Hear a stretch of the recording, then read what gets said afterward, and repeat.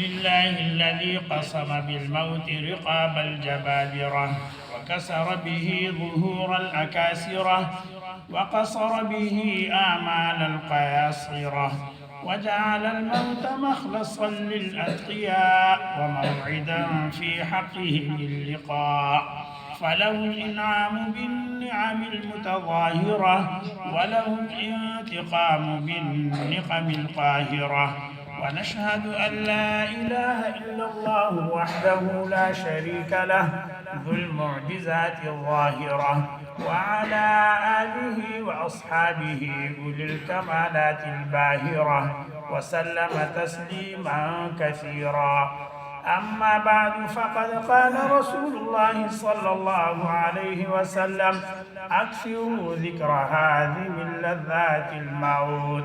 وقال عليه الصلاة والسلام إذا احتضر المؤمن أتت ملائكة الرحمة بحريرة بيضاء فيقولون اخرجي راضية مرضية عنك إلى روح الله وريحان ورب غير غضبان. وفيه أن الكافر إذا احتضر أتته ملائكة العذاب بمسح فيقولون اخرجي ساخطة مسخوطة عليك إلى عذاب الله عز وجل.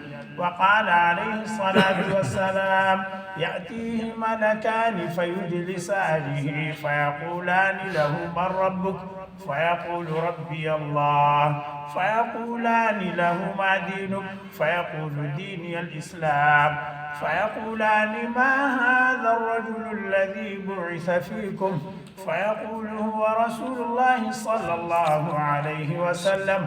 وفيه فينادي مناد من السماء أن صدق عبدي فافرشوه من الجنة وألبسوه من الجنة وافتحوا له بابا إلى الجنة فيفتح. وأما الكافر فذكر موته وجميع حاله على ضد ذلك. وقال عليه الصلاة والسلام قال الله تعالى أعددت لعبادي الصالحين ما لا عين رأت ولا أذن سمعت ولا خطر على قلب بشر الحديث.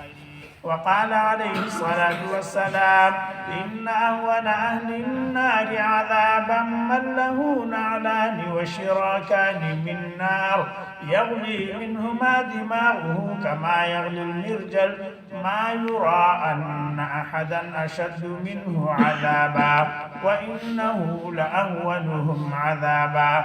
وقال عليه الصلاة والسلام إنكم سترون ربكم كما ترون هذا القمر لا تضامون في رؤيته.